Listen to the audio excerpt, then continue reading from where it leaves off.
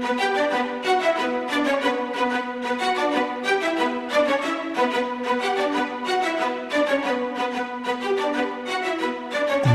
Network presents Football Time. Hey, and welcome to the Football Time podcast. We're here for our College Football Wednesday, and it's our last College Football Wednesday pretty much, except for maybe some bowl games. That's probably in question as more and more teams decide there is no bowl game that they want to go to. So our man,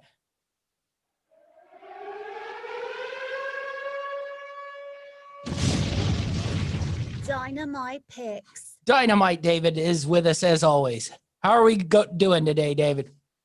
Looking forward to championship weekend, and I'm hoping we get a good slate of bowl games where we enough. I want to do some kind of bowl spectacular pick'em show for sure. Yes, I know, but each day I see a new team that says it's not playing a bowl game, and I'm like, our bowl pick'em show is going to be four games, and it might be some weird bowl with like Tennessee and like San Jose State or something. So I'm not quite as hopeful as I was about a month ago, but this should be a good week. Championship week always is fun.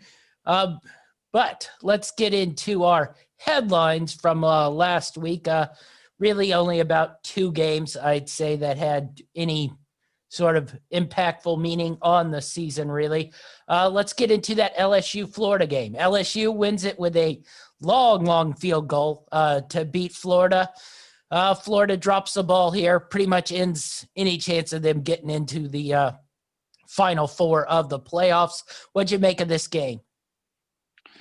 Yeah, I was really surprised by the outcome of this game, and Florida had a lot of opportunities to take it away there at the end, and then they just gave it away, just like they chucked that shoe, which will go down in infamy. The shoe chuck, which actually happened, a BYU player did it in a Tennessee game a few years back, and there was no penalty on it. So I guess it depends on the situation whether it warrants a penalty or not. I think it depends how good a mood the referee is in on that particular day and time. But I think Florida lost a lot in this game. You know, not only that, I think it cost Trask the Heisman as well. I think just the consistency from Mac Jones at Alabama, I think he's going to secure it now. Yeah, I think so. Florida, I think it's sort of been coming the last couple weeks. I don't know if we thought they'd lose to a previously terrible LSU team who hasn't really been close in any game all year long, but Florida's sort of been playing around a little bit here. They were pretty lazy in that Tennessee game. When they needed drives, they got drives. It was the same thing the week before. This Florida team just didn't look like it had a real killer instinct the last handful of weeks there. Sort of, Alabama came out, put about 30 points on Arkansas before I could even really get situated in the channel, and that game's over. And Florida's just sort of let teams hang around here. And I don't know if that's an indictment on Dan Mullen, but it just hasn't looked quite as easy as it had looked for Alabama the last couple weeks. Yeah, they'd struggled with Vanderbilt, struggled with Kentucky, and even didn't really put away Tennessee very early either. I don't know. Maybe we were just putting high expectations on Florida from some early games. It's still early in the Mullen tenure there, so maybe give them a few more years to get it really running. I like their defense needs to step up. I haven't been impressed with their defense, and they need more versatility on offense as well. Yeah, that really is what's hurt them the last handful of weeks. They've had absolutely no running game whatsoever. It's all pass. It's why I like Dan Mullen, and I think he's a good coach, and he will win you games no matter where he goes. But I don't think he's the type of coach like Saban, like a Dabo Swinney, like an Urban Meyer, who is cutthroat and wins you games. He's someone who's invited to the dance, but he doesn't go home with anyone after the dance. This game needed to be put away early and quick and get focused to the SEC championship game, and he just let LSU hang around, and then someone did something stupid at the end, and LSU kicked a long field goal there. All right, we'll move on to the other, I'd say, entertaining game.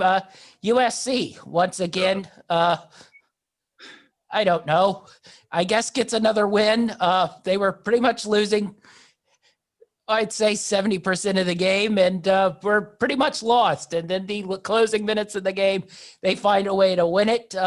This is about the third or fourth time this year, and they're 5-0. So make of that what you will. They remain undefeated and in the Pac-12 championship game, but I thought UCLA was the better team. I thought they played better. This is about the fourth time I'm saying that versus a USC team. But what do you make of USC UCLA? Yeah, I think this is the third time that I've picked against USC and lost it there towards the end.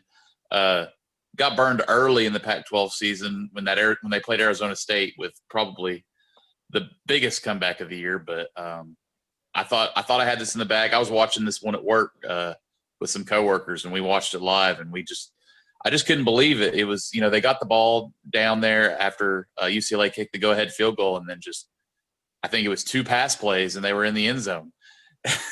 Yeah. And I don't know. I've been told that they're a team of destiny, so we'll see. I may be riding them in my picks later on.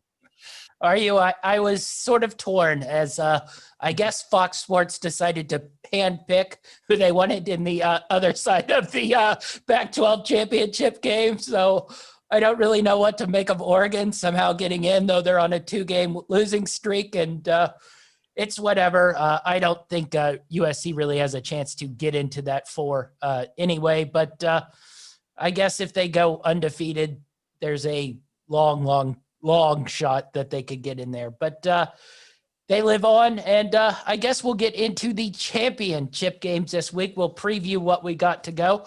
We'll start off in the MAC. Ball State versus Buffalo. I think these have both easily been the 2 best teams in the MAC all year long. Buffalo has just pretty much trounced everyone they've played and put on an offensive showcase.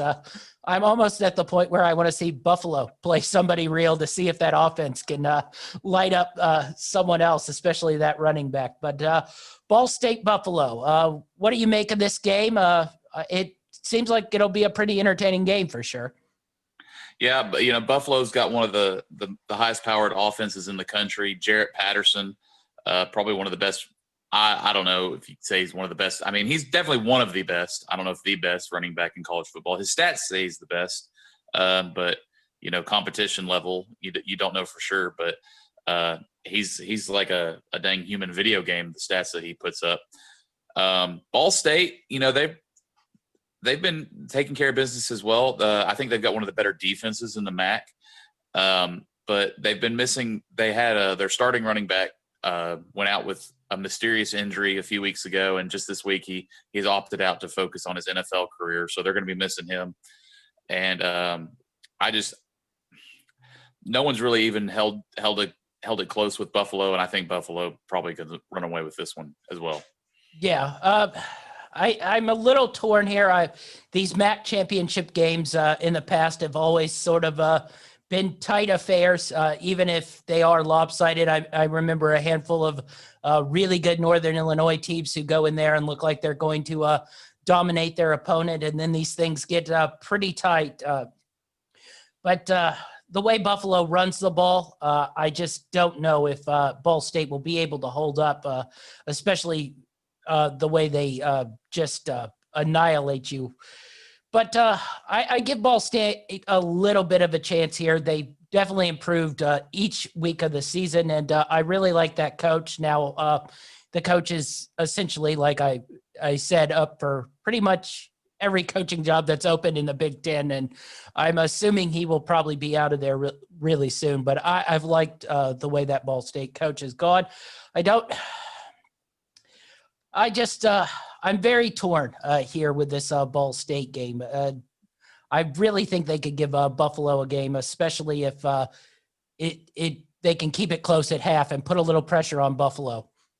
I think what's given me a little bit more confidence in Buffalo in this is, Ball State, barely pulled out a win last week against Western Michigan, I believe. Yes. And I get like the Michigan's Central, Eastern, Western. Well, have a they hard time played sometimes. Central Michigan 2 weeks ago and Western Michigan last week. So, But I mean, Western Michigan, I think, is probably the third best team in the MAC. So, and you know, they won that, I think, by a field goal. But Buffalo, I believe,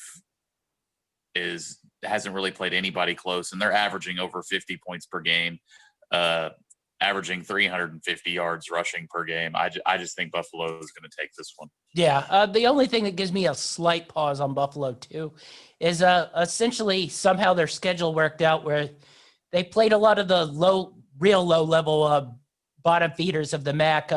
They played NAU, they played Akron, they played Bowling Green. So, you know, the numbers were there to be racked up when you play real bottom feeders of the MAC. I think that sort of top level of the MAC, Ball State, Buffalo, Western Michigan, Toledo are really sort of solid teams. But once you drop off that tier, I think it drops off a whole lot. So, you know, maybe Buffalo stat padded a little bit versus a pretty weak schedule.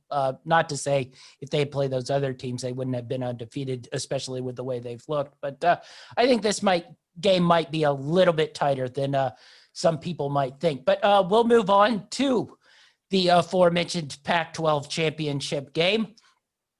Oregon is somehow in this game. I guess Washington mysteriously had COVID. I can't quite understand why Colorado isn't in this game if we're just picking the best teams. But I think Fox probably had a lot to do with it, as in I'd like an Oregon USC game so we get at least some ratings. Oregon's been awful the last couple weeks. A lot of their players, you know, already opted out before the season. But that being said, they've had a couple weeks to prepare for this game. I don't know if they knew they were getting in it or not. But anyway, what do you make of this game? I don't know what to make of USC. They have some talent, but I don't know if they've even been the best team in half their games they've played so far this year.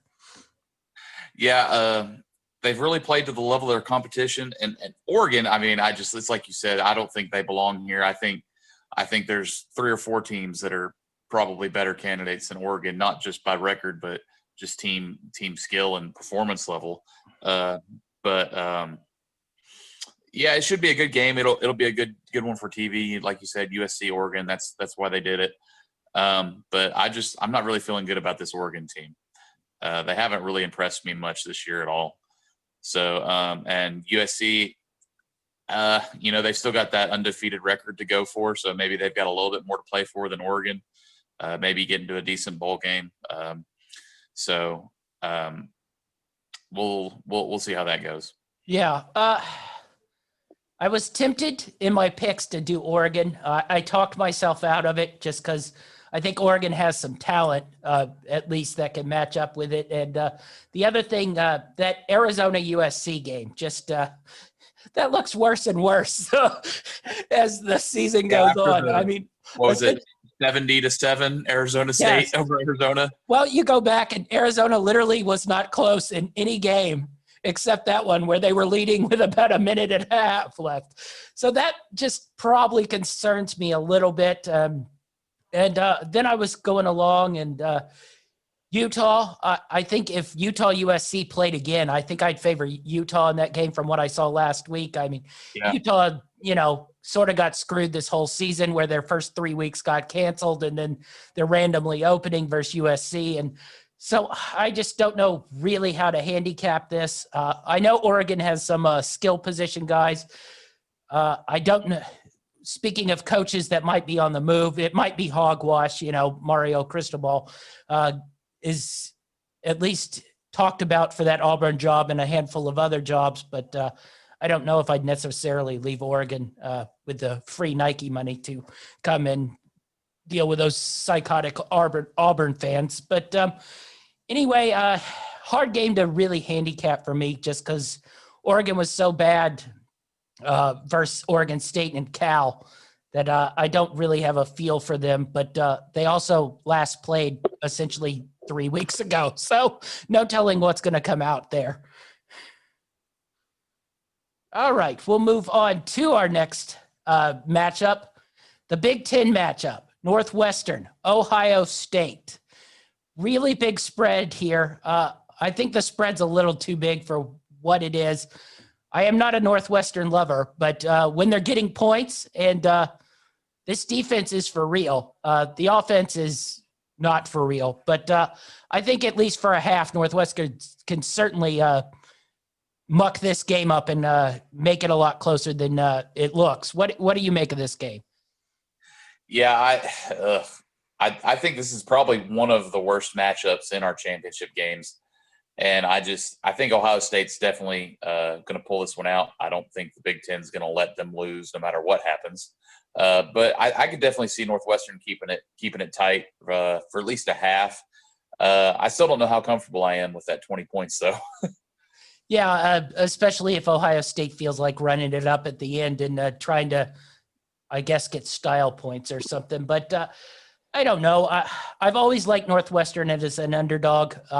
Now, when they're favorites, I stay away with all power. But as an underdog, and really, if you look at their defensive numbers and their personnel, they have a handful of NFL guys on the defensive side of the ball, and probably just as many as Ohio State does on the defensive side of the ball. Now, on the offensive side of the ball, I'm not sure they have really any, other than maybe one or two guys who you randomly see in training camp, and I make note of randomly with Alex, and he's like, who, what, when? But I don't know. I just like Northwestern in this position. I don't know if it'll be an entertaining game to watch, but I think they could at least punch them in the mouth a little bit for at least a half. All right, let's go on to the next game. Oklahoma, Iowa State. We talked about this one a little bit earlier today. You seem to think Oklahoma's going to ride it. I was a little more on the Iowa State. I'm not really sold either way, though. What is your take here? I think Oklahoma's the hot hand. I think they've got their offense clicking. Now, Iowa State's defense scares me a little bit. But I think Spencer Rattler's finally growing into the position a little bit and figuring things out offensively. And I like them covering the -4.5. I think they're going to win it. I think they're on the right track. Yeah. My kickback here is Oklahoma. The last 4 games, they played Texas Tech, Kansas, Oak State, and Baylor. 3 of the worst teams in the Big 12, and Oklahoma State, who essentially melted the last half of the season. So while that offense has been clicking, I'm not 100% sure it's going to be able to click versus someone like Iowa State, who they played earlier the year and did punch them in the mouth and was aggressive and sort of gotten in Rattler's face and caused problems. And Iowa State, the last handful of games, Baylor, Kansas State, Texas, West Virginia. So they've at least had results the last couple weeks versus a little bit better competition, and maybe they're ready to go. But if that Oklahoma offense is in full force, I think they can easily run away with it. But it should be an interesting game because Iowa State's offense is also sort of incrementally got better week to week for sure, too. Especially with that West Virginia game where they put it on them 42-6. And they're playing this at Iowa State too, correct? I think it's in it's neutral in the Dallas Stadium. I don't know what they call that, Jerry's World. Okay. I'm not sure that's the official sponsored title. All right, what do we got next? We got the big one. Louisiana Lafayette, Coastal Carolina. Showdown in the Sun Belt. I don't know if I'd classify that as the big one. Well, all I know is Louisiana Lafayette beat Iowa State and Coastal Carolina beat by BYU. So of this crappy season that's unfolded, those are probably 2 of the biggest wins all year long. So, all right. This was an interesting first affair, really tight game. I think we were on opposite sides. I think I was on the Coastal bandwagon and you were on the Lafayette bandwagon early on. And then I think about mid-season, you switched onto the Coastal bandwagon, and I sort of hopped off thinking they were going to screw up at some point. So it was a tight game, a 3-point game. Both teams racked up a lot of yards on offense. Louisiana's Lafayette ran all over them, and Coastal did what they do with that weird diamond option. What do you see in this game? How do you see it unfolding in the rematch here? I don't know. Coastal scared me a little bit last week, struggled with Troy. I had Coastal covering that, and I think they only ended up winning by 4 in that game. So that makes me a little bit nervous. But I also look at their common opponent in App State, and Coastal really handled them, and Lafayette struggled a little bit last week with them. So I think it's a little bit of the motivation factor here for Coastal, keeping that undefeated record. Maybe they can claim a national title like UCF from a few years back. But I don't know if I can make a points pick money wise, but I think if I had to choose a team, I like Coastal here. Yeah, I will be watching this game and be entertained by it. The one thing I think is a little weird here is it's going to Conway, South Carolina. It's in Coastal Carolina. It's not a neutral site game, but a little bit of that I think helps UL Lafayette, as they're a sort of a outdoor pound and grind team, and Coastal Carolina, I think, would benefit from playing in, like New Orleans in the Superdome or something with no weather and a fast track like that. Whereas I think it'll benefit UL Lafayette to be outdoors, where they can sort of get in the elements and control the ball with their sort of power run game and their really good offensive line. So maybe not quite as much of an advantage to be at home as one might think, but really interesting game here. And honestly, if UL Lafayette finishes their loss, I think they should probably be one of the big 6 non-Power 5 teams who get into one of the big bowl games, especially since they have their little win over Iowa State, but everyone seems to want to forget their 14-point win over them. All right, we'll move on to not quite as big a game. I'm just kidding. Clemson, Notre Dame, probably the biggest game of the week. Rematch, but not quite a rematch, because Lawrence will be there. A handful of Clemson's defensive guys will be back. 10.5-point spread. Where are you going here, Clemson, Notre Dame? I like the 10.5 for Notre Dame. Just watching Clemson's offense as of late. Now, I guess they've had I don't know. I don't think they're going to be able to just go out and score, 30 in the first quarter against this Notre Dame defense. And I think what worries me the most is Notre Dame moving the ball consistently on offense.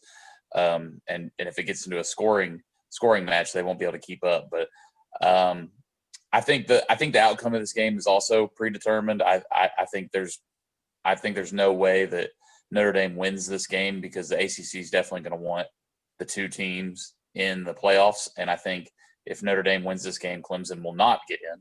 So I see Clemson winning, but I may end up taking Notre Dame in that 10.5. I'm back and forth on it. Interesting. See, I think Brent Venables, since he watched that Notre Dame offense already once before, I think that puts Clemson at an advantage, especially with a handful of their defensive guys back. So I'm really curious to see if Notre Dame can sort of get that type of offense going that they got in that first game, because it certainly didn't look like the Notre Dame defense, which has been really good all year long, was able to stop Clemson with the freshman quarterback in there. So with Lawrence back there and really nothing to lose, you've seen it the last couple of weeks where they even started rushing Lawrence a little more than they had earlier in the year. So I look for them to take advantage with his legs a little bit as well. But I just think Clemson's on a roll here, and I think they'll probably beat up on Notre Dame. But I mean, if if Notre Dame continues their little offensive streak they had versus Clemson, it could be a back and forth matchup like the first one was. But I think Venables will be able to control that game a little bit better than he was the first game of the season. Okay, next up, we'll go with Alabama versus Florida. This game lost pretty much all its luster last week, but we'll handicap it anyway. I now foresee no way that Florida will be capable of winning this game. And I think Bama gets off to a big start, and then maybe Florida chops on a couple points at the end. But the way Alabama looks, they're way ahead of everybody right now in college football. Yeah, I think this is Alabama's championship to lose this year. They're just leaps and bounds ahead of everybody. And I definitely see this as a game they could get out 3-4 touchdown lead by halftime. And then, but I mind those points, and Florida's offense, I could see them getting some junk points late and maybe getting within that 17.5 that it's at now. Who knows? That could rise up as high as 20 by the time we get to the game. The way that line's been moving, but I just don't see any way Florida competes in this game. Yeah, definitely. Okay, well, we handicapped that one enough. We'll move on to a couple more interesting ones. We'll start out AAC, Tulsa, Cincinnati. I'm really interested in this one. I hadn't watched Tulsa play much. The last couple of days, I watched a replay of a couple of their games. They're actually a pretty good team. Yep. Weird sort of season as they seem to play in little 2-week bursts since August. But managed to go 6-1, and I really liked the way they played. Interesting with Cincinnati, who now seems to have had quite a long stretch off here. They haven't played since the 21st of November. I'm a little curious how that affects them. What do you make of this game? Yeah, I really like this Tulsa team. They had one really close loss to Oklahoma State at the beginning of the year. Otherwise, they've looked pretty solid in the games they've played. Really solid defense. I think they're going to have a good game plan ready for Cincinnati, and I think it's going to be a really good matchup. Yeah, that's what I was really impressed with the way they defend. Really fast on the field, and this could be I think everybody thinks just for some reason these are two like scoring teams because maybe in the early 2000s they were both high-powered offenses, but these are two really grind sort of defensive teams, and this should be a pretty big slugfest here. I'm really curious to see how these offenses come out, especially Cincinnati's, having not played for, I think it will be 5 weeks by Saturday. So that's a little interesting. What do you think Cincinnati's going to come out with such a long layoff here and sort of being jerked around the last couple of weeks where they're like, oh, we're going to play. No, we're not going to play. Yeah, I'm not sure how that's going to go for them. I think they're going to have to come up with some new stuff offensively to really attack this Tulsa defense. I think if they come out with their normal ground and pound with their dual threat quarterback, they may just run into a wall against Tulsa. They may have to mix some things up and open up the field a little bit, which they have talent on that team. They're capable of doing it. I think they're the more talented team, but I really like this Tulsa, and I really like the 14. Yeah, I think we are both foreshadowing our picks there. All right, we'll hit the last championship game and maybe the most underrated and unknown stealth undefeated team in college football. Boise State at undefeated San Jose State. And you don't get to say that all too often, as San Jose State has pretty much been a doormat other than about a 2-year stretch with Mike McIntyre. Interesting game. San Jose State was another team I hadn't watched that much, and I watched a couple game replays versus them, and they're actually a pretty solid team with a handful of decent players on there. I don't know if they can quite match up with Boise State. That's a different animal altogether, player-wise, but I think it might be a pretty entertaining game here. What do you make of this one? Yeah, I honestly, I'm a little unfamiliar with San Jose State as well. Yeah, that's because they play at midnight every week. But I think what was the spread on this? Like 5.5? Yes. So I don't know. This isn't the Boise State that we've known in years past, but they've played pretty well. So it should be a pretty good game. I need to go and watch some videos of San Jose State myself, honestly. Yeah. I think you'll be able to manage to not do that. But I watched them versus Hawaii, and I watched them in that San Diego State game, and they defend and they play. I wouldn't say great offense, but solid enough offense. So it should be an interesting game. But player-wise, I think Boise State, has the more talented players, quite obviously. But I think if San Jose State can keep it close, it might get Boise State a little jumpy at the back end of the game, and maybe they'll be able to handle it. I don't know if the Las Vegas neutral site has a factor, really, since both teams are quite far away from Las Vegas. So should be an interesting game overall. But San Jose's not quite as fake as you might think. Like maybe they played a bad schedule, but they had wins at Hawaii, at San Diego State, and versus Nevada. So, it's not, the best teams, but those are all solid football programs who put out good players. So it's a really interesting team. It's kind of sad they didn't get a full season, because I think they might have had a pretty cool year and finished, 10-2, 11-1 or something like that. But should be an interesting game. Maybe you can peek a little bit of the game. It's at 4:15, so it's not necessarily at midnight on Stadium. All right, so that goes for our review of the college football championship week. Let's get into our picks for the week, but first let's recap last week's picks. You had a solid week. I believe you went 3-3 overall. Wins versus Tennessee minus the, 14.5. Ball State minus the 2.5 was a win. Georgia Southern plus the 9.5 was a win. You lost the UCLA game like I did. You lost the Virginia game like I did. And that puts you at 40, 38, and 1 overall. I was 1-3, and I pretty much knew it because I just had a week of I didn't like anything. So 1-3 for me.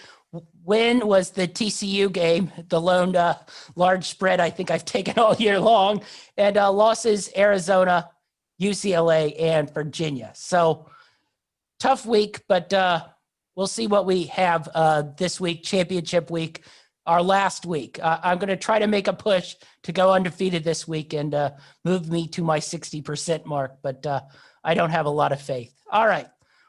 How many picks you got this week? Let's say I've been really back and forth on a few of them. I'm going to go with, I'm going to go with 7. 7. Oh my, a large championship slate for Dynamite David. I'm going with 4. I will confess I've got one game that's not a championship matchup. So see if it even gets played or not. Should I put odds on if that game gets played or not? I have 4, but I have 2 I'm thinking about, but I don't know if I'll pull the trigger on them.